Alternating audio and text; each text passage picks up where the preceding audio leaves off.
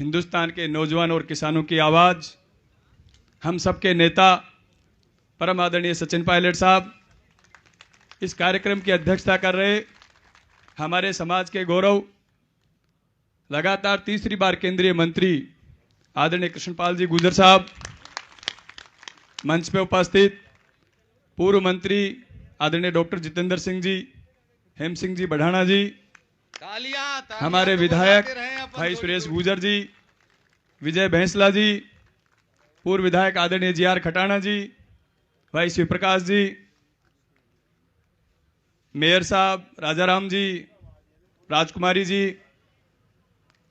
अंतराम जी, झड़पिया जी, भाई लांगड़ी जी, शिव प्रकाश जी और मेरे सामने उपस्थित राजस्थान प्रदेश से आए तमाम अधिकारी कर्मचारी साहिबान, सबसे पहले मैं जीकेप की इस टीम को आज इस गौरवशाली क्षण के लिए बहुत बहुत धन्यवाद देता हूं और आप सब लोगों से निवेदन करता हूं कि जोरदार तालियां बजाकर इस टीम का एक बार स्वागत करें।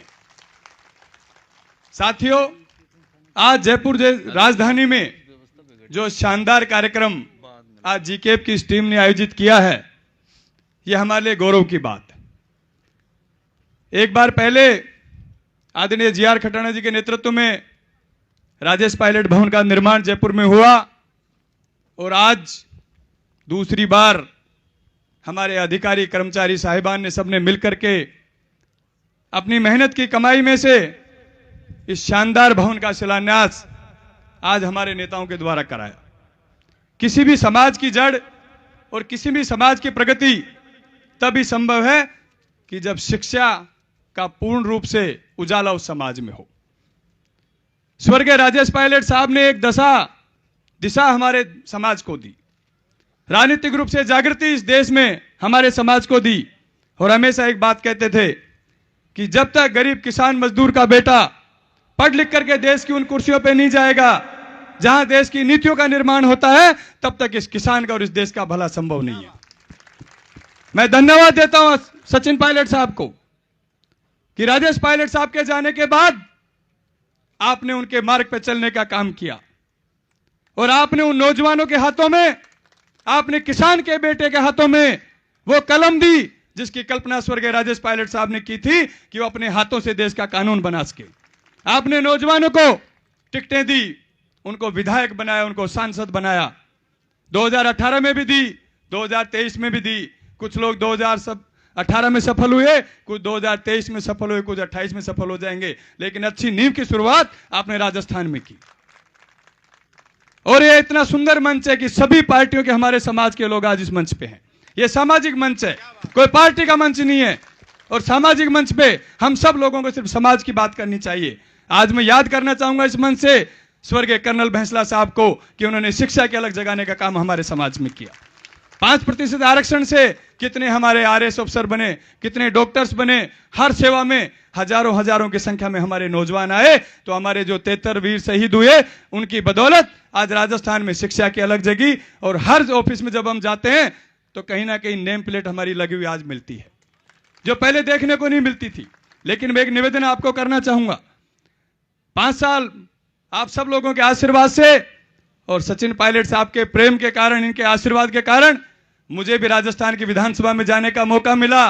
विराटनगर की जनता ने मुझे आशीर्वाद दिया था। मैंने एक चीज का अनुभव किया, आप अधिकारी कर्मचारी खूब बनाओ, लेकिन जब तक राजनीतिक ताकत उनको नहीं दोगे, राजनीतिक ताकत पैदा नहीं करोगे, तो उनका संरक्षण कौन करेगा? आप बताइए इस बात को लेकर। उनका संरक्षण तभी संभव है जब राजनीतिक ताकत हमारे पास है। कृष्णपाल जी, आप हमारे बीच में हैं, भारतीय जनता पार्टी के बड़े नेता हैं। आज राजस्थान के 20, 30, 40 साल के इतिहास में पहली बार ऐसा हुआ है कि हमारी राजनीतिक ताकत कमजोर हुई है। हमारे पास एक कैबिनेट मंत्री भी राजस्थान में नहीं है। हमारा समाज किसके पास जाए, किसके पास जाकर के अपना दुखड़ा रोने का काम करे?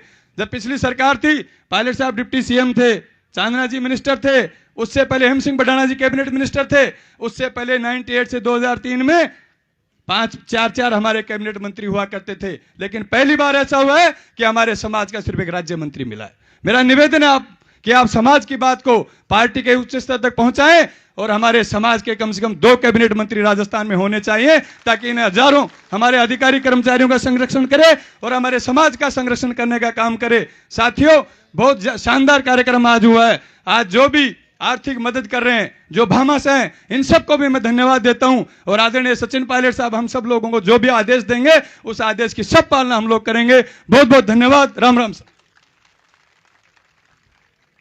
धन्यवाद श्रीमान, आपने गागर में सागर, 2 कैबिनेट, 10 करोड़ रुपए सारे मांग लिए। ऐसे युवाओं की ऊर्जा को नमन करता हूं। आदरणीय प्रदेश अध्यक्ष जी को आमंत्रित करता हूं कि एक बार इन सपनों की रूपरेखा को आपके सामने बता जरूर दें।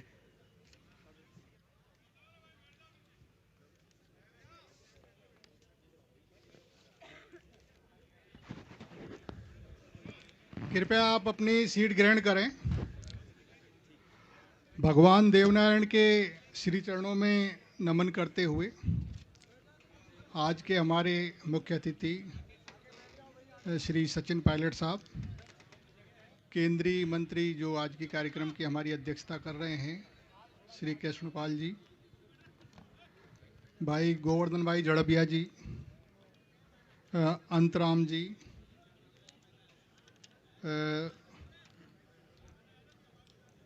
दिनेश सतीश जी, सतीश पटेल जी, और जो हमारे पूर्व मंत्री, वर्तमान विधायकगण और जनप्रतिनिधि जो मंच पे सभी आसीन हैं, आप सबका जीकैप परिवार की ओर से हार्दिक स्वागत है। जीकैप के संबंध में जो भावी रूपरेखा के लिए मुझे आमंत्रित किया गया है, मैं निवेदन करना चाहूँगा कि ये एक सामाजिक संस्था है जो पूरी गैर राजनीतिक रूप से कार्य कर रही है। इसका एक एपेक्स बॉडी है जिसमें PS वर्मा जी हैं, गौरव बजाड़ साहब हैं, RK गुजर साहब हैं, रामफूल जी, ब्रह्म सिंह जी, कुलदीप जी महुआ साहब, इन सब के मार्गदर्शन में ये कार्य कर रही है। जब आज से 2 साल पूर्व मैंने चार्ज लिया था, तब जो अपने राजेश पायलट साहब की सोच थी कि जब तक हम नीति निर्धारक, किसान या मजदूर का बेटा नीति पॉलिसी डिसीजन पे नहीं पहुंचेगा, जब तक समाज का भला नहीं हो सकता। तभी हमने ये तय किया था कि संस्था का, हमारे समाज में कोई भी एक संस्थानिक भवन ऐसा नहीं है जिससे कि हम अच्छे बच्चों को मतलब हायर सर्विसेज के लिए तैयार कर सकें। आज हमें 5% आरक्षण मिल गया है, उससे लोअर सर्विसेज में बच्चे आ गए हैं, लेकिन जहाँ पॉलिसी मेकर की बात आती है वहाँ अभी भी हमारे काफ़ी बड़ा गैप नज़र आता है। उस सब गैप को फिल करने के लिए ये जीकैप संस्थानिक भवन की रूपरेखा पे हमने काम किया और गत सरकार में सरकार से ये भूमि आवंटित करवाई रियायती दर पर।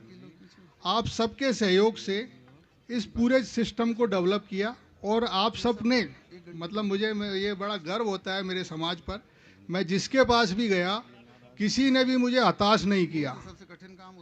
इस संस्था को कोई भी पदाधिकारी गया किसी को हताश नहीं किया, सबको पूरा सहयोग किया गया। संस्था जो भी कार्य कर रही है कंप्लीटली पारदर्शी कर रही है। इस संस्था द्वारा जो हमें पिछली सरकारों में हमने देखा था कि आरक्षण आंदोलन के बाद आरक्षण मिल गया, लेकिन बहुत से पद वैकेंट रह जाते थे। हमने गत सरकार से मांग की कि भाई किसी भी तरीके से जो पद वैकेंट रह जाते हैं तो अदर कम्युनिटी जो SC ST को दे रखा है कि 3 साल तक कैरी फॉरवर्ड के प्रोविजंस हैं उनके रिक्त पदों के, सेम प्रोविजन हमारे MBC वर्ग के लिए भी करवाया गया, जिसका कि हमारे समाज को आगे भविष्य में रेगुलर बेनिफिट्स मिलता रहे। ये एक ऐतिहासिक निर्णय था। जीकैप भवन में जो डिफरेंट चीज़ें हमने प्रस्तावित की हैं, चाहे वो कॉन्फ्रेंस रूम है या लाइब्रेरी है या कोचिंग संस्थाएं हैं। कोचिंग का मतलब है हम उसमें उन बच्चों को पढ़ाएंगे जो बाहर डिफरेंट जगह रह रहे हैं लेकिन उनको आर्थिक कारणों से प्रॉपर कोचिंग नहीं मिल पा रही। ये संस्था उन सबको यहाँ पर नॉमिनल रेट या कोई गरीब बच्चा है तो उसको निःशुल्क सुविधा उपलब्ध करवाएगी ताकि वो अदर सर्विसेज की तैयारी कर सके। जहाँ तक इस संस्था में जो बच्चे रहेंगे जिनका अपना रहने की बात है, उसका एक सिलेक्शन प्रोसीजर से बच्चों को लिया जाएगा ताकि वो हायर सर्विसेज की तैयारी कर सकें और जो अपना गैप है उच्च सेवाओं में, चाहे वो आर्मी की है, चाहे प्रशासनिक सेवा है, भारतीय प्रशासनिक सेवा है, सभी सेवाओं का वो गैप को फिल किया जा सके, उसके लिए ये तैयारी की जा रही है। जहाँ तक इसमें हमने वो लोकतांत्रिक पैटर्न पे पूरा काम किया है। गुर्जर शिक्षा ज्योति जो एक प्रकल्प भी हम लेके चल रहे हैं, उसमें हमारा बेसिक ऑब्जेक्ट ये है कि भाई बच्चों को पहले हम स्कॉलरशिप देते थे, हालांकि इस भवन के